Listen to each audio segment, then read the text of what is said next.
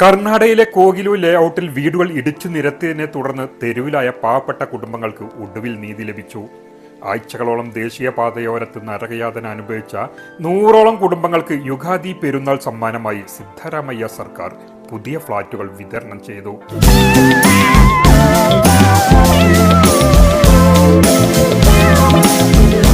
പുനരധിവാസ പദ്ധതിയുടെ ഭാഗമായി നിർമ്മിച്ച അപ്പാർട്ട്മെന്റുകളുടെ താക്കോൽ കൈമാറിയോടെ ഒരു മാസമായി നീണ്ടുനിന്ന അനിശ്ചിതത്വത്തിനാണ് അറുതിയായത്. ഏകദേശം ഒരു മാസം മുമ്പാണ് ബംഗളൂരു യലഹങ്കക്ക് സമീപമുള്ള കോഗിലു ലേഔട്ടിൽ വർഷങ്ങളായി താമസിച്ചിരുന്ന സാധാരണക്കാരുടെ അനധികൃത വീടുകൾ അധികൃതർ ബുൾഡോസർ ഉപയോഗിച്ച് തകർത്തത്. ഒഴിപ്പിക്കൽ നടപടി വലിയ പ്രതിഷേധങ്ങൾക്ക് വഴി തെളിയിച്ചു. കൈക്കുഞ്ഞുങ്ങളുമായി സ്ത്രീകളും വൃദ്ധരും അടക്കമുള്ളവർ കനത്ത മഴയിലും വെയിലും ഹൈവേയോരത്ത് പ്ലാസ്റ്റിക് ഷീറ്റുകൾ കെട്ടി താമസിക്കേണ്ടി വന്നു. രാഹുൽ ഗാന്ധിയുടെ ഇടപെടലും മാധ്യമങ്ങളും വിവിധ പാർട്ടികളും ബുൾഡോസർ രാജ് ആരോപണം ഉയർത്തി. വിമർശനം ഉയർന്നതോടെ സംഭവം ദേശീയ ശ്രദ്ധ നേടി. തെരുവിലായ കുടുംബങ്ങളുടെ ദുരിതം വൻ വിവാദമായതോടെയാണ് സർക്കാർ അടിയന്തര പുനരധിവാസത്തിന് നടപടി സ്വീകരിച്ചത്. കർണാടകയുടെ പുതുവർഷമായ യുഗാദിയും വിശുദ്ധ മാസമായ റമദാൻ ശേഷമുള്ള ചെറിയ പെരുന്നാളും ഒരേ സമയം എത്തിയ വേളയിൽ തന്നെ ഈ കുടുംബങ്ങൾക്ക് സുരക്ഷിതമായ മേൽക്കൂര ഉറപ്പാക്കാൻ സർക്കാരിനായി. കോഗിലു ലേഔട്ടിൽ തന്നെ സർക്കാർ പാവപ്പെട്ടവർക്കായി നിർമ്മിച്ച ആധുനിക സൗകര്യങ്ങളോട് കൂടിയ അപ്പാർട്ട്മെന്റുകളാണ് ഗുണഭോക്താക്കൾക്ക് നൽകിയത്. മുഖ്യമന്ത്രി സിദ്ധരാമയ്യയുടെ നേരിട്ടുള്ള ഇടപെടലിലൂടെയാണ് ഫ്ളാറ്റുകളുടെ വിതരണം വേഗത്തിലാക്കിയത്.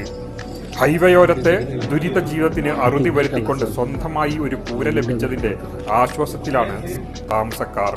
ആഘോഷവേളയിൽ തന്നെ തങ്ങൾക്ക് നീതി ലഭിച്ചതിൽ കുടുംബങ്ങൾ വലിയ സന്തോഷം രേഖപ്പെടുത്തി.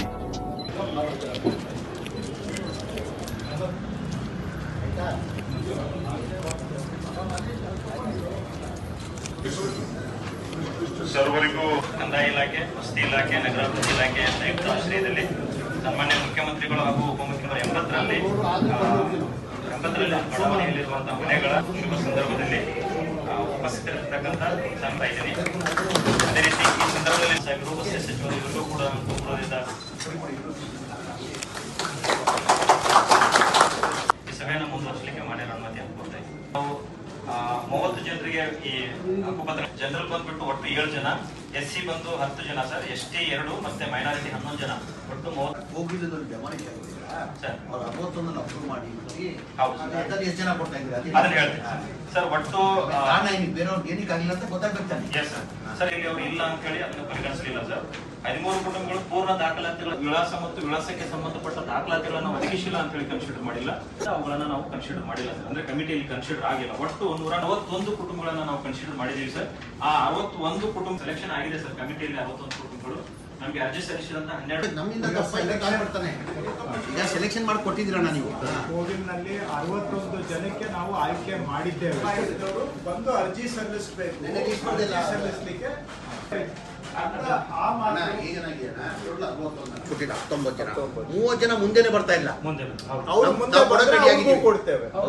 ಮುಂದೆನೆ ಬರ್ತಾ ಇಲ್ಲ. ಯಾವ ಕಾರಣದಿಂದ ಬರ್ತಾಯಿಲ್ಲ ಏನಂತ ಗೊತ್ತಿಲ್ಲ. ಇವಾಗ ಮನವಿ ಮಾಡೋಣ, ಮನವಿ ಮಾಡಿ ರಿಕ್ವೆಸ್ಟ್ ಮಾಡ್ಕೊಡ. ಈ 19 ಜನ ಪ್ರೊಸೀಜರ್ ನಡೀತಾ ಇದೆಯಲ್ಲ.